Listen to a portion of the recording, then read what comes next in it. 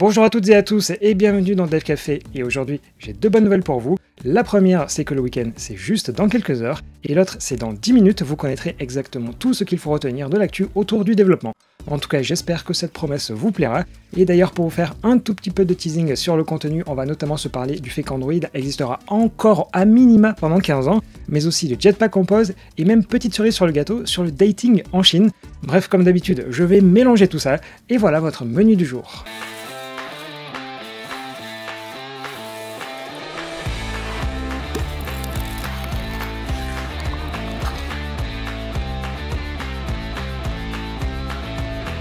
Allez, je commence par une bonne nouvelle car je peux vous dire qu'Android, ou à minima Android Automotive, existera encore dans 15 ans. Alors non, c'est pas du tout ma boule de cristal qui vous dit ça, mais plutôt Volkswagen. Plus précisément dans le groupe Volkswagen, l'entité qui est en charge de toute l'informatique qui est embarquée dans l'habitacle, ça s'appelle CARIAD. Et d'ailleurs je vous en avais parlé il y a pas longtemps parce qu'ils veulent lancer leur propre boutique d'applications. Et dans une interview donnée à Ars Technica, le CEO de la société a indiqué, et je le traduis, nous avons fait un contrat avec les marques, mais le support à vie était extrêmement important. Et à la question de savoir justement qu'est-ce que c'est que ce support à vie, il a répondu 15 ans et une option supplémentaire si les marques voudraient le supporter encore plus longtemps. Donc forcément, si CARIAD supporte à minima leur version d'Android Automotive pendant aussi longtemps, on peut dire que jusqu'en 2038, il y aura du travail. Après, la question c'est bien sûr de savoir combien il y aura d'emplois, mais là c'est beaucoup plus compliqué à deviner. On enchaîne, et juste avant de vous parler du dev pur et dur, je voulais vous montrer deux stats qui me paraissent intéressantes. La première concerne les applications qui indiquent utiliser clairement ChatGPT ou d'une manière générale les technos d'OpenAI. Pour ça, le cabinet Data.ai a pris sa meilleure calculette et le top 10 des applications autant sur l'App Store que sur le Google Play, et les résultats sont assez bluffants car juste sur le mois de février, 5,9 millions de dollars ont été dépensés. Et sur ce graphique, on voit une explosion au fur et à mesure des mois de l'intérêt des utilisateurs pour ces applications, voire même plutôt pour les achats parce que ici on parle de l'argent qui a été dépensé. Et la deuxième stat du jour, elle concerne les jeux et la publicité, et là aussi les chiffres ils sont assez violents, car en termes de régie publicitaire sur Android, Unity représente 88% du marché, alors que ce n'est que 27% sur iOS. Bon, par conséquent, si vous voulez lancer des jeux, eh bien vous savez désormais vers quelle régie vous tournez. Allez, on arrête ces chiffres pour passer au concret, et hier Google a annoncé une flopée de nouvelles versions. Pour ça, on va d'abord commencer par Android X en général, avant de parler bien sûr de Jetpack Compose. Allez hop, pour ce qui est de la libcore, il y a des modifications sur les notifications avec la possibilité de donner un large icon, mais surtout une API qu'il recommande d'utiliser si vous voulez poster plusieurs notifications à la fois. Sur la lib Activity ensuite, il y a maintenant une API Fully Drawn qui concerne autant Compose que les views et qui permet de savoir lorsqu'un composant graphique est prêt à interagir avec l'utilisateur. Ensuite, pour ce qui est du Drawer Layout, pensez bien à mettre à jour la dépendance pour gérer le Predictive Back Gesture qui arrivera sur Android 14, et d'ailleurs toujours sur les mises à jour sur Room, mais cette fois-ci en alpha, vous pouvez maintenant générer du code en Kotlin avec KSP. Et enfin, si vous voulez utiliser la classe permettant d'obtenir les performances d'un téléphone, le plus simple c'est de passer par Android X. Mais assez étonnamment, il y a désormais une déclinaison qui passe par les Play Services. Bon, je sais pas trop à quoi ça sert, mais en tout cas, vous êtes au courant. Et donc place à Jetpack Compose qui bascule en version 1.4, et je vous propose qu'on regarde ensemble l'article d'annonce pour ça. Alors on commence avec les vertical et horizontal pagers qui permettent d'avoir le même mécanisme que les view pagers, mais bien sûr sans les adapteurs. Il y a maintenant des déclinaisons flow pour les rows et colonnes qui permettent de dire que s'il n'y a plus de place, eh bien ça va retourner à la ligne, plutôt que de dire de forcer par exemple le scroll à l'horizontale. Sur l'aspect textuel ensuite, les emojis 2 sont bien supportés en passant par la lib compat, donc pas de problème en cas d'utilisation des derniers caractères d'Unicode. Et je sais pas vous, mais ensuite, il y a une super nouvelle, à savoir que si vous avez un text field et que le clavier vient masquer son contenu, eh bien c'est désormais corrigé grâce au Pineapple Container. Pour ce qui est du texte, ensuite, vous avez plein de modifications pour que ce soit encore mieux, mais là-dessus, je préfère vous laisser lire l'article parce que c'est plein de petits détails. Et justement, dans les autres petites modifs, si vous avez des Android View dans des listes, eh bien ces vues, elles seront réutilisables, ce qui devrait donc améliorer les performances et aussi la consommation mémoire. Et pour finir, en plus de cet article, il y a plein de nouveaux composants sur la partie Wear OS et TV, donc autant vous dire que vous n'avez qu'une seule chose à faire, c'est passer à la version 1.4. Bien sûr, comme d'habitude, je vous ai mis les liens dans la description. On poursuit, et juste avant la partie en bref, j'ai pas encore parlé de l'univers Apple, et donc je vais me rattraper avec l'outil Swift Depths. L'idée c'est qu'il permet de visualiser en un clin d'œil votre projet Xcode et toutes ses dépendances dans le graphique que vous voyez juste ici. L'avantage, c'est qu'il vous permet certes de voir les dépendances directes, c'est-à-dire celles que vous avez ajoutées, mais aussi celles qui ont été rajoutées en cascade. Et en plus, vous avez aussi une vue qui vous indique des potentiels conflits entre ces fameuses dépendances. Et la bonne nouvelle, c'est que vous pouvez l'essayer, mais la mauvaise, c'est que ça coûte 27 € pour une seule licence sur un seul Mac. Alors je sais pas vous, mais ça me paraît quand même assez cher pour le service rendu. Et allez rapidement un dernier outil qui cette fois-ci est pour Windows. Si vous utilisez le Windows Subsystem for Android sur Windows 11 et que vous ne voulez pas vous prendre la tête avec des commandes ADB, eh bien l'application WSA Tools est passée en version 1.0 et gère notamment les app bundles et le support de Windows 64 bits. Cette application, elle se télécharge sur le Windows Store et elle est gratuite et pour rappel, elle s'appelle WSA Tools.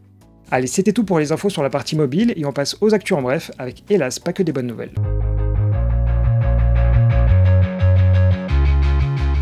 Pour commencer, une version meilleure de Flutter est disponible sous le doux numéro de 378. Au programme, un seul bug est corrigé avec la toolbar qui pouvait être mal placée dans une navbar. Toujours dans les petites nouvelles, Ubuntu a sa propre police de caractères et permet de tester sa nouvelle évolution avant sa mise en production le mois prochain. Cette nouvelle police supporte notamment les caractères non latins pour viser de nouveaux marchés. On enchaîne malheureusement avec des mauvaises nouvelles et ça se passe chez Ubisoft à Paris qui élabore le jeu Just Dance. Chaque année, une nouvelle édition du jeu sort et selon le syndicat Solidaire Informatique, 10% des effectifs ont vécu un burn-out et il y a eu un arrêt de travail toutes les 4 semaines. Comme quoi, les promesses du studio n'ont pas l'air de se matérialiser. D'ailleurs, au chapitre des licenciements, le site spécialisé dans le recrutement Indeed vient de dire au revoir à 2200 employés, soit 15% de ses effectifs. Mais si on enchaîne encore avec les mauvaises nouvelles, un célèbre site qui commence par un P et qui finit par Hub et qui est forcément déconseillé aux enfants vient de mettre fin à son application Android, préférant rediriger vers son site internet. On reprend avec le monde du gaming et d'une manière générale, les consoles elles se montrent quand même assez gourmandes en consommation énergétique et d'ailleurs pensez bien à les éteindre et à ne pas les laisser en veille car mine de rien c'est de l'argent qui est un peu dépensé par les fenêtres. Mais bon, ça c'est plutôt mon côté écolo, mais plus précisément en ce moment il y a la GDC ou Game Developer Conference à San Francisco et Microsoft en a profité pour annoncer quelques mesures dans ce sens. Déjà, il publie les chiffres de consommation par type de jeu et on voit clairement que ce sont globalement les jeux de plateforme et les puzzles qui sont les plus raisonnables. Alors que tout ce qui est simulation, sport et jeux de course, eux, ils sont plutôt sur la tranche haute. Et dans le cadre de la GDC, ils ont annoncé un Sustainability Toolkit qui va aider les développeurs. L'idée c'est qu'il s'agit uniquement d'outils pour mieux comprendre la consommation, mais en aucun cas quelque chose de magique qui ferait des économies d'énergie. Car bon, on va pas se cacher que certains sites grand public ont un peu fait ce raccourci, mais bon, on est bienveillant et on va pas dire de qui il s'agit. Plus précisément, dans ces outils, on pourra connaître la consommation à la milliseconde près avec en plus une API pour permettre de créer vos propres calculs. En parallèle, lors de la certification des jeux pour la publication, l'équipe de Microsoft fournira désormais un rapport pour permettre d'identifier dans quelle partie du jeu les consommations sont les plus importantes. Par exemple, est-ce qu'il n'y aurait pas un problème sur un écran statique? Malheureusement, cette initiative, elle est juste à titre informatif et Microsoft il n'interdira pas le jeu si toutefois ça consomme trop.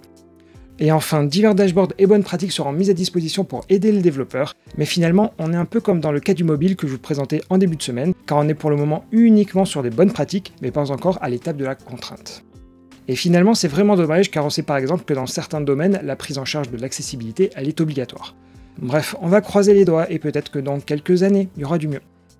On enchaîne avec un sujet radicalement différent car je vous ai parlé hier d'Oracle qui se moque un peu de nous avec ses licences payantes en facturant ça une fortune.